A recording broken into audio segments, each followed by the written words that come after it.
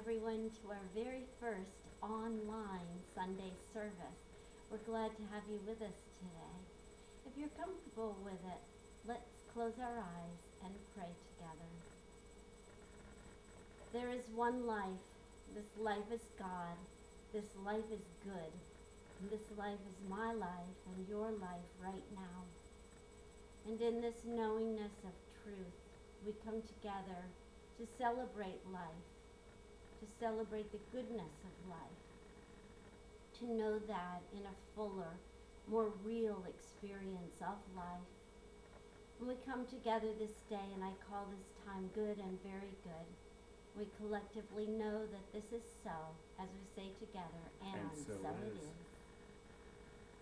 I'd like to share an Ernest Holmes quote today. Prepare your mind to receive the best that life has to offer. I like that. I like that. The best that life has to offer. And so what we know about that is that each one of us has a different experience of the same event.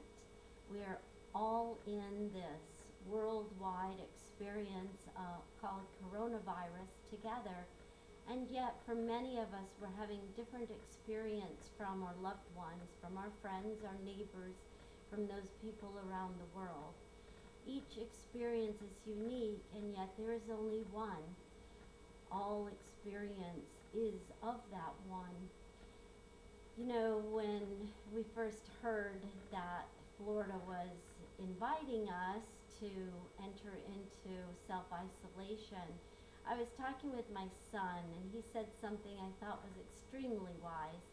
He said that he and his fiancée had intended to consider this time a blessing, an opportunity in which they could play games together, visit with each other, cook together, eat together, watch movies together.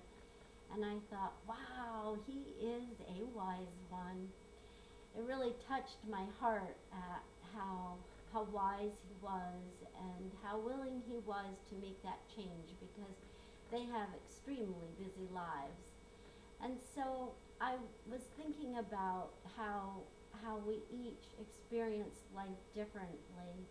And I was remembering that I grew up in the 60s and 70s, the time in life where people were saying, oh, just feel what you feel. It's okay to feel whatever you're feeling. Let your feelings out. And indeed, we obviously meant and needed that time of engaging in our feelings. And yet life offers us the opportunity to experience balance between the feeling and the logical aspect of itself and of ourselves. And so I like to think of God as a spectrum.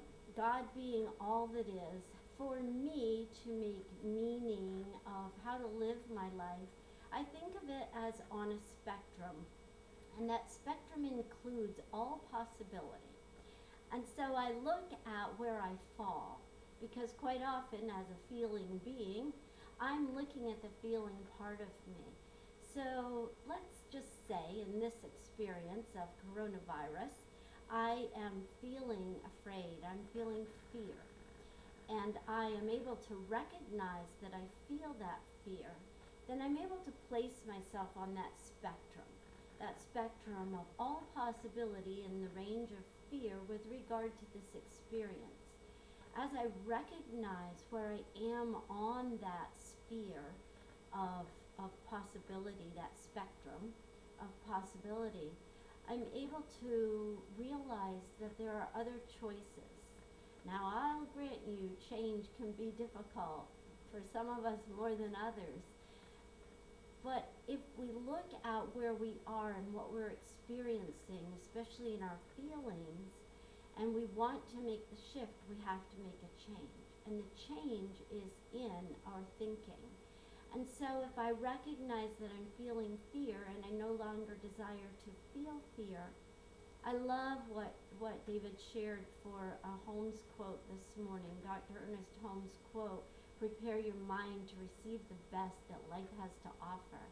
And so if I realize that what I'm feeling is about what I'm thinking, that my thinking is driving that feeling, and I don't want to feel that, I have the ability, I have the power within me to change my thinking.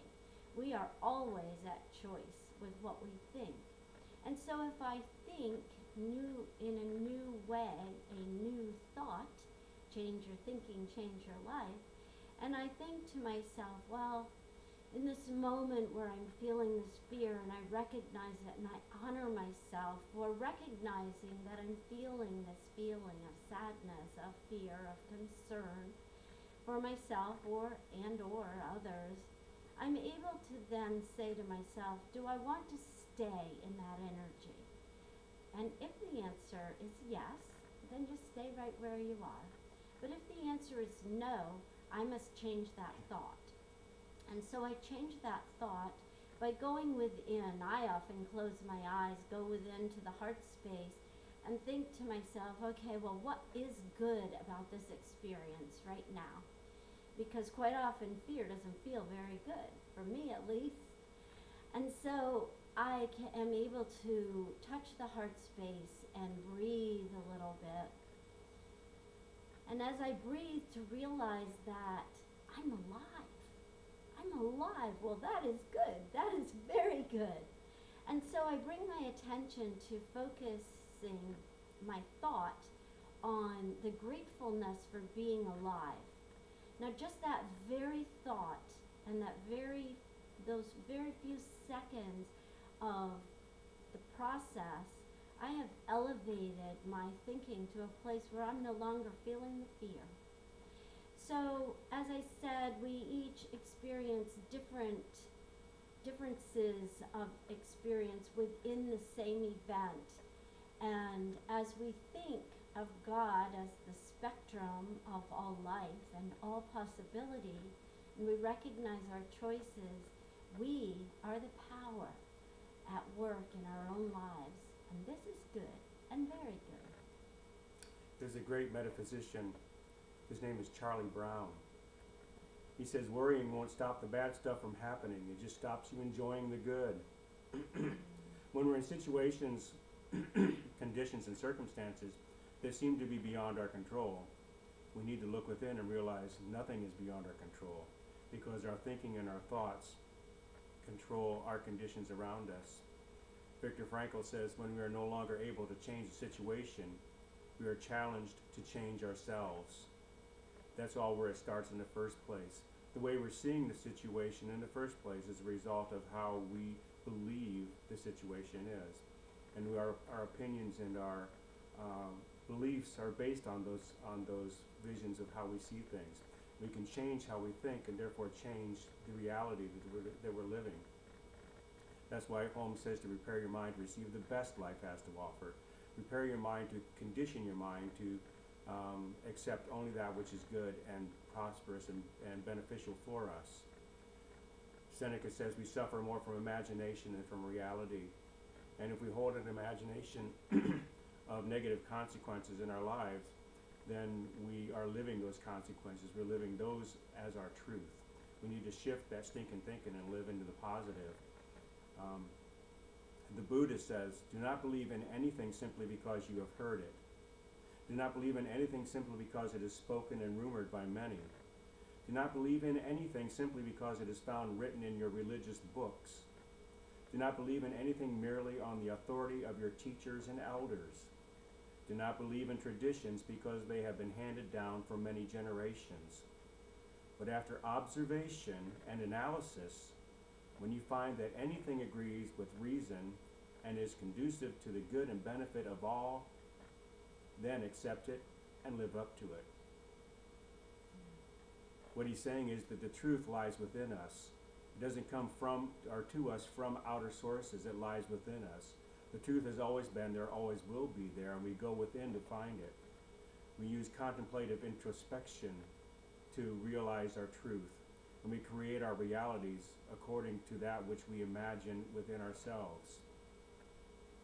Abraham says the powerful universal truth is simply this: You cannot attract the presence of something wanted when predominantly aware of its absence. As we find ourselves isolated at this time, we feel like we're missing out on a lot of life. But if you look around, you have so many blessings. We have a beautiful home. We have a beautiful relationship to share that home in. We're open to the wide world of the web and Netflix and cable television. And so we have all kinds of possibilities to choose all the time. We can look at that as an opportunity to grow and to become something greater than we already are, constantly growing and expanding our consciousness and our state of being.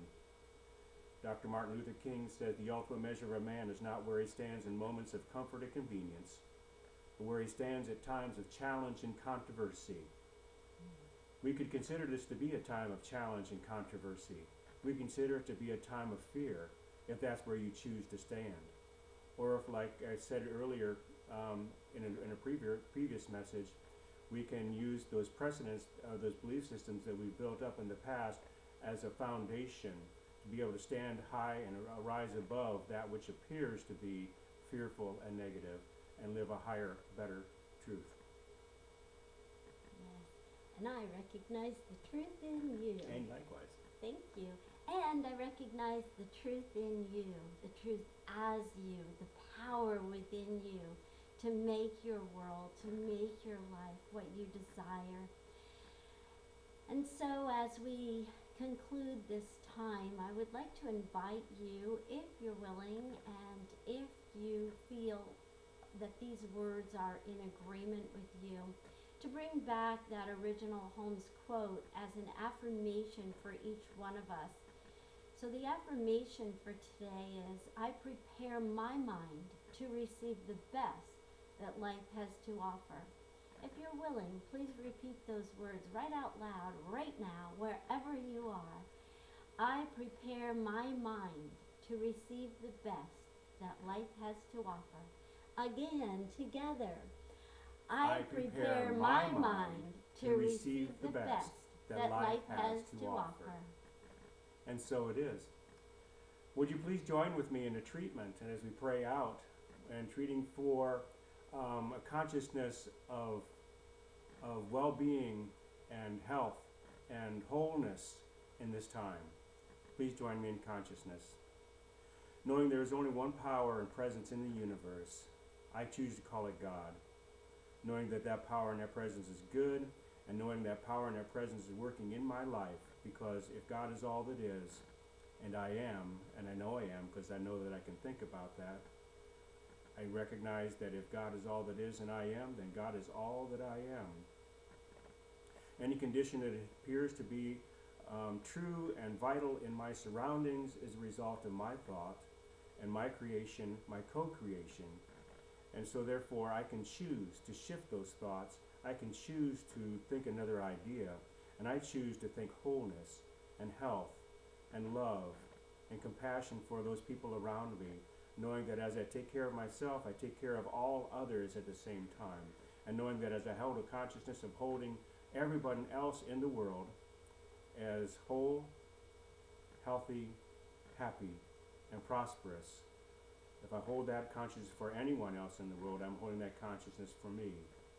And as I do so, I make the world a place that works well for all, knowing that anything that appears to be negative is only in my thoughts. And I have the power to shift those thoughts. I have the power to think of wholeness. I have the power to think of vitality in my life. I have the power to think of freedom and see my surroundings as free and enjoyable and prosperous and happy. Those are the thoughts I hold in my mind, and those are the thoughts I hold for everybody who is seeing this message today, and all those who we share this message with, knowing that as the truth for their lives as well, because if it's true for me, then it must be true for everyone else as well, because we are all essences of the one God, the one life, the one presence. I'm thankful for this knowing, for this confidence, for this assurance of this truth.